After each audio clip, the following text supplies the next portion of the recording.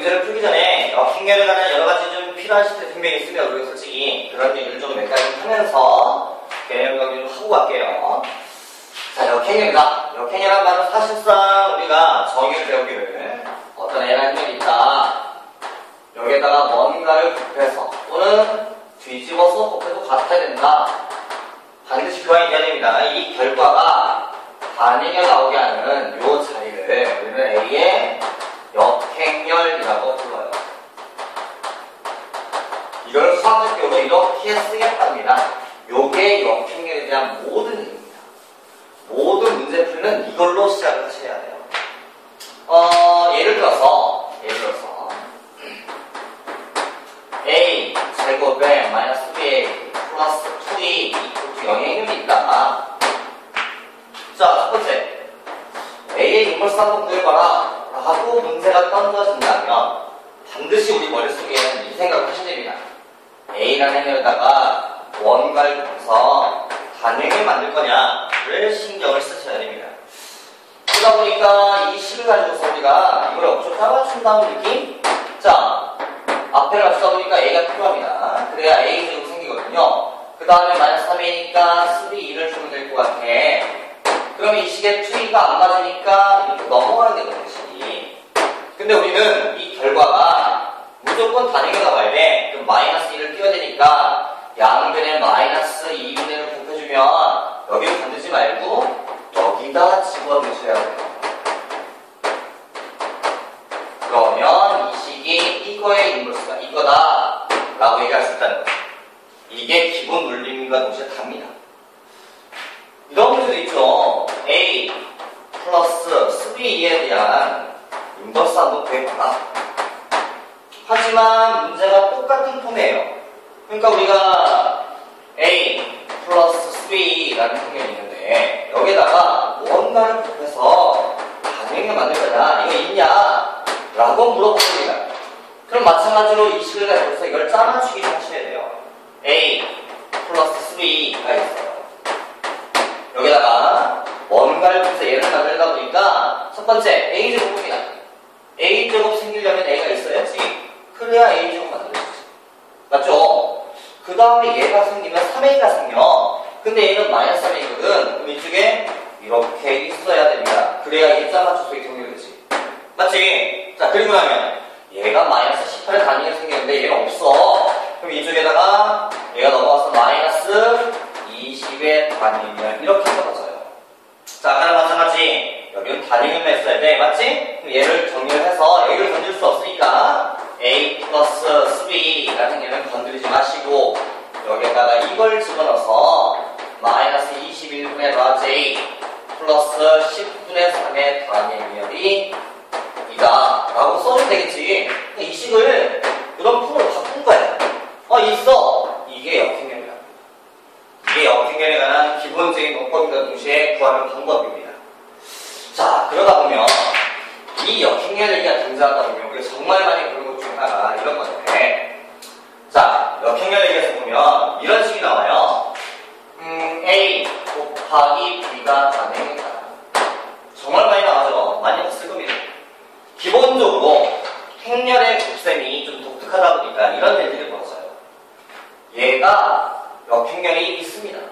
당연히 아시다시피 단행의 역행렬은 단행렬이에요. 그러면 이 행렬 둘 다 역행렬이 있다는 보장을 받습니다. 어찌 보면 이 정의하고 상관이 있는 거고 지금. 선생님 이런 얘기 한번 해볼까요? 네, 한번 봅시다. 자, 1, 2, 3, 6 1, 2, 3, 4라고 했어요. 그러면 앞에가 보면 행이 3배 돼 있어. 이런과 이런 사이가. 그럼 얘가 역행이 없는 거예요. 얘가 역행이 있습니다. 실제로 선생님이 결과를 계산해볼까요? 7. 그 다음에 10. 그 다음에 얘가 21. 얘가 32죠. 잘 봐봐요. 이 역행렬에 앞에 행렬이 이렇게 3배로 인해서 역행렬이 없었어요. 그럼 이 결과치도 이 3배가 유지가 그대로 되십니다. 그러니까 역행렬이 없어요. 바꿔볼까 한번? 얘가 1, 2, 3, 4를 이 앞에 한번 써보고 여기다가 1, 2, 3, 4 한번 뒤집어 볼게요. 자, 그럼 이번에 역행이 없는데 뒤에 거는 열 따라다녀서 1열과 2열 사이에 보니까 2배가 날아가 이렇게. 자, 그럼 얘가 역행이 없다고 치고 정리 한번 해봅시다. 얘가 7, 그랬더니 얘가 14, 얘가 15, 30 이렇게 나오는데 그 결과를 봐도 얘가 역행면이 없어요. 마찬가지 2배도 적용이 됩니다. 이런 곱셈의 논리가 있어요. 행위 자체가. 그러다 보니까 둘 중에 하나도 없으면 역행면이 없다는 거지. 가끔 이걸 물어본 친구도 있던데 뭐 1, 2, 3, 6 역행이 없어. 자, 2, 마이너스 1, 그 다음에 마이너스 6, 마이너스 뭐 3 이렇게 해볼까? 봐봐야 되겠다. 이렇게 둘 다 역행이 없으면 어떻게 됩니까 선생님? 이라고 물어보던데 한번 해볼까? 2 마이너스 12 마이너스 10 마이너스 얘가 플러스 3 되겠네. 지금 여기 보니까 얘가 아이고 맞죠? 마이너스 1 플러스 6 맞지? 마이너스 3이 줬으니까 지금 내가 셈이 그럼 얘가 마이너스 1 그럼 얘가 마이너스 1 플러스 6이니까 5가 되겠다. 그죠? 다시 6 마이너스 36 마이너스 30 되나요? 여기가 곱하니까 마이너스 15가 되고 지금 이렇게. 자 보세요. 항상 앞에 행렬은 행을 따라 다닙니다. 몇 배? 3배. 뒤에 행렬은 열을 따라 다녀요. 몇 배? 마이너스 6의 1배. 아 보자. 그 룰이 실제로 맞습니다. 3배 맞죠? 마이너스 6의 1배 맞죠? 그러니까 둘 다 논리가 적용되는 거예요. 알아두면 나쁜 얘기 아닙니다. 자, 선생님이 여기서 하고 싶은 얘기는 뭐냐? 둘 중에 하나라도 역행률이 없으면 그 결과는 반드시 역행률이 없어요. 당연한 얘기는 어찌 보면. 그러다 보니까 다시 여기 넘어와서 요거는 역행률이 분명히 존재합니다. 그러니까 둘 다 역행률이 있다는 보장을 받았어요. 우리가 역행률이 있다는 보장을 받으면 양변에 곱해도 아무 문제가 없습니다. 보장을 받아야 돼요, 당시. 그래서 A 인버스 있다. 그래서 앞에다 곱하자. 그랬더니 B는 A 인버스라는 논리가 가능하다. 자, 이번에 뒤에다가 A를 곱해요. A 있는 거니까. 자, A equal to 2가 돼서 A, B가 단행렬이면 얘도 단행렬되면서 교환도 되는구나. 이 논리는 절대 잊어버리시면 안 돼요. 이 말을 좀 다르게 얘기하면 이 말과도 같은 거예요. 왜?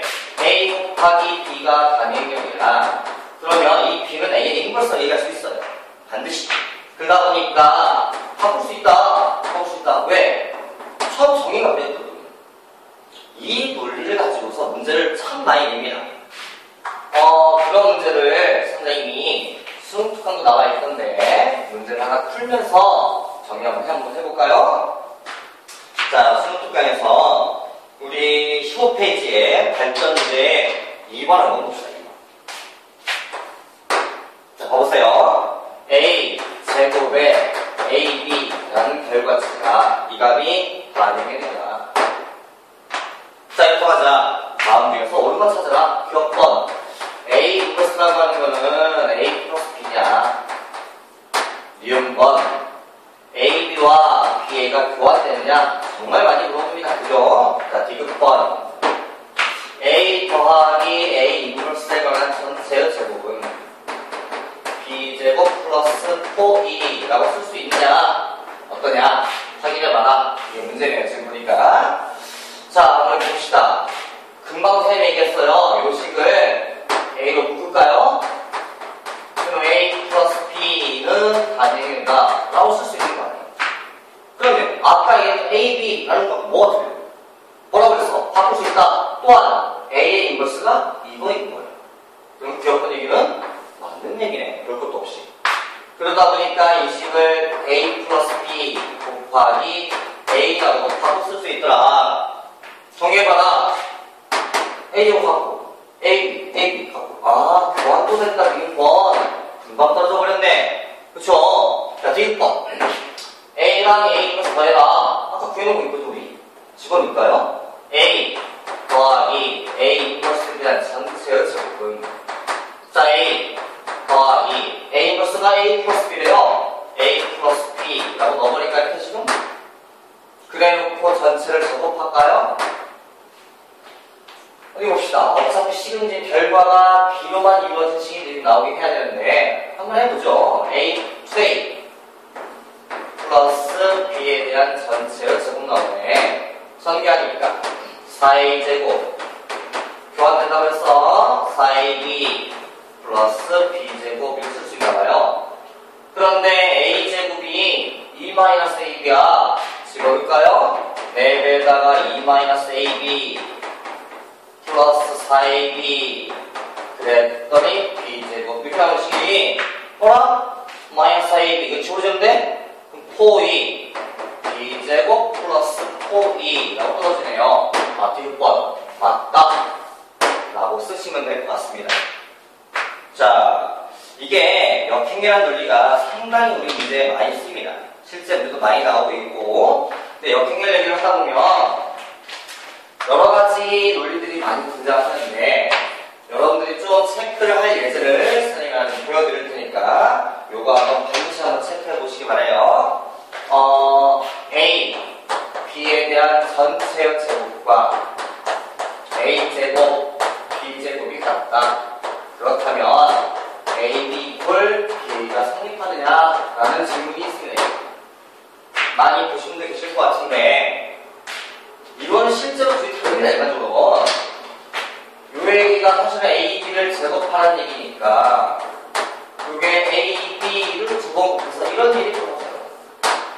한번 교환하는 얘기가 아니다 이거지. 그럼 이쪽에 A 제곱에 B 제곱이라는 얘기는 A 두 번 곱하고 B 두 번 곱하는 원리. 맞죠? 그러다 보니까 이 둘이 같다? 그럼 교환되냐? 라고 물어보다 보면 우리 친구들이 이런 착각들 좀 많이 하시더라고. 보다 A 같다, B 같다. 아, 그러면 여기 가운데 B 같은 되는 거 아니야? 맞는 거 아니야? 라고 착각하는 분이 계시던데 절대 이렇게 푸시면 안 돼요. 이 문제는 틀렸습니다. 우선 문제가 이래요. 행렬의 곱셈이 되게 독특합니다. 그래서 우리가 두 번, 세 번 하다 보면 굉장히 알 수 없는 일이 벌어질 수도 있는 거예요. 그래서 이런 풀이를 할 때는 굉장히 조심을 해야 되는데 이게 사실은 많이 이래요. 이게 진짜 틀렸다. 선생님 지금 발리를 구해봤거든. 근데 발리도 구해. 선생님 왜 틀렸어요? 그러니까 물어보면 이렇게밖에 얘기를 못해요. 이거 말이 안 되는 얘기야. 그러면 틀린 얘기야. 그러니까 발리를 찾아야 돼. 라고 하지만 애들은 그걸 못 느끼잖아. 그러다 보니까 이런 특수한 상황들은 좀 여러 가지 여러분 좀 기억을 좀 하고 계셔야 됩니다. 그래서 자 보세요. AB라는 값하고 AA, BB가 같더라. 이게 이렇게 놓고서 발려고 한다는 건 참 쉬운 일이 아닙니다. 왜? 곱셈이 지금 몇 번이나 생겼거든요. 근데 이게 같냐를 물었으니까 내가 원하는 건 이런 걸 만족하는 AB 중에서 교환은 안 되는 걸 원해. 맞죠? 그래서 이 곱셈이 너무 상황이 많고 그래서 선생님이 하나 상황을 끌어내려고 그래요. 이런 거 끌어내면 어떨까? A, B를 곱해서 영행렬 만들까? 그럼 만약에 영행렬이면 이거 영행렬이고 영행렬이니까 이것도 영행렬이거든. 근데 이 가운데도 영행렬이니까 전체 영행렬이야. 다시 말하면 요 예제는 분명히 양쪽을 같게 만들 수 있는 예제예요. 한 상황을 끌고 온 거야. 다 곱할 수 없어서. 그런데 나는 두 개를 곱해서 영행을 만든다는 거는 정말 많이 해본 겁니다. 원래가 이런 거지. A가 인버스가 있는지 없는지를 몰라요. 분명히. 근데 A 인버스가 있다고 하자 앞에다 보면 B는 영행렬밖에 안 나와요. 그러니까 실제로 이 B가 영행렬을 하면 요 논리가 성립해버려요. 다시 말하면 내가 원하는 예제가 아니다 이거지. 그러면 둘 다 영행렬이 아닌 걸 원하는데 둘 다 영행렬이 아니면 둘 다 인버스가 없어요. 맞지? 그러다 보니까 얘 영행이 아니라 인버스 없다. 자, 인버스 없는 걸 하나 써볼까요? 한번? 아까 선생님 예를 쓴 것 같은데 이 예제를 좋아합니다. 개인적으로 여기다가 어차피 영행렬을 이렇게 만들어내니까 행과 열을 곱할 거잖아. 적당히 놓고 곱해서 이렇게. 그러면 얘도 맞게 돼 있습니다. 이 축도 한번 해볼까요? 4-1 이렇게 넣어볼까? 자, 얘도 봐봐. 맞지? 맞아도 맞다. 그래서 이 자리를 A, 이 자리를 B라고 잡아주면 분명히 이 식은 성립하기는 잡아준 거예요.